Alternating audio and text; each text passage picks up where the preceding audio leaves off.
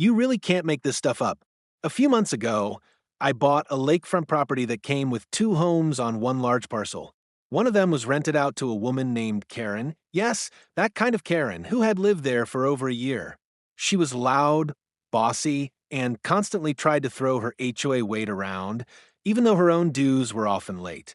I knew she'd be a handful, but I didn't realize just how far she'd go until I moved in. As I started moving into the second home on the property, the one I legally owned, Karen marched over, arms flailing like a traffic cop, and yelled, "This is HOA land. You can't just build or move in wherever you want." I blinked. "Karen, I'm not building anything. I just bought this property." She scoffed. "Then you must be confused, because this part of the lakefront is HOA common space. I've lived here for years, I know." I calmly pulled out my property documents, showed her the survey map, and explained that both homes were part of a single deeded lot. Her house? Technically my rental. This wasn't HOA land. It was my private property. She wasn't having it. The very next day, two county sheriffs knocked on my door, saying there had been a report of land theft and unauthorized occupancy. I almost laughed.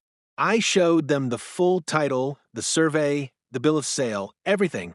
They were polite, but clearly irritated at being dragged into what they immediately recognized as a civil misunderstanding fueled by someone with too much time and too little logic. But then came the twist. When the officers asked who reported the complaint, they exchanged looks, and one of them asked me, "Wait, you're the property owner?" Because the caller said you were squatting on her land. I pointed across the yard. "That's Karen. She's my tenant." After a long pause, one of the officers shook his head and muttered, "We'll have a word with her." Karen was furious when they confronted her.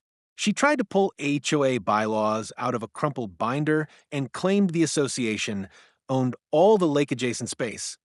But with the legal documents in hand, the officers calmly explained that the HOA can't override land titles, especially not against the landlord.